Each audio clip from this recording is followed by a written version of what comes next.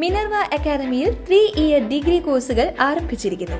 Medical lab technology, operation theatre technology, cardiac care technology, dialysis technology, hospital sterilization (CSSD), radiology technology, optometry technology കൂടാതെ hospital management MBA കോഴ്സുകളും ആരംഭിക്കുന്നു. Minerva academy.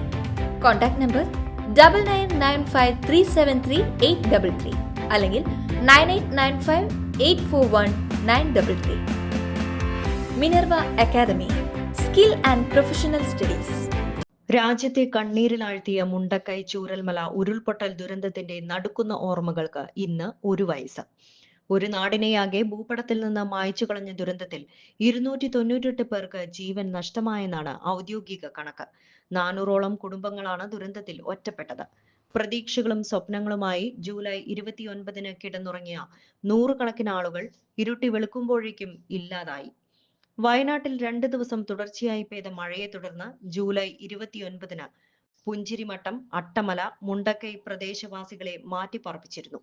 July 30-ന് പുലർച്ചെ 1:40-നാണ് ഉരുൾപൊട്ടൽ ഉണ്ടായത്. തുടർന്നുണ്ടായ മലവെള്ളപ്പാച്ചിലിൽ പുഞ്ചിരിമട്ടം, മുണ്ടക്കൈ ഗ്രാമങ്ങൾ ഒലിച്ചുപോയി. രാവിലെ 4:10-ന് ചൂരൽമലയിൽ 2ാമത്തെ ഉരുൾപൊട്ടൽ. പുഴ വഴിമാറി ഒഴുകിയുണ്ടായ വെള്ളപ്പൊക്കത്തിൽ പുഴയ്ക്ക് കുറുകെ ഉണ്ടായിരുന്ന പാലം തകർന്നു. വെള്ളാർമല GVHSS സ്കൂളിന്റെ ഭൂരിഭാഗവും മണ്ണിനടിയിലായി. ഗതാഗത സംവിധാനങ്ങളെല്ലാം തകർന്നതിനാൽ രക്ഷാപ്രവർത്തനം ദുഷ്കരമായി.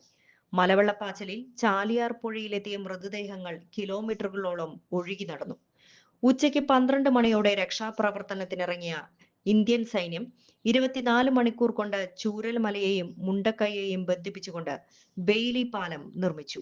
സൈന്യത്തിനും ദുരന്ത നിവാരണ അതോറിറ്റിക്കും പോലീസിനും അഗ്നിരക്ഷാ സേനയ്ക്കുമൊപ്പം യുവജന സന്നദ്ധ സംഘടനകളും ചേർന്നതോടെ രക്ഷാപ്രവർത്തനം ഊർജിതമായി.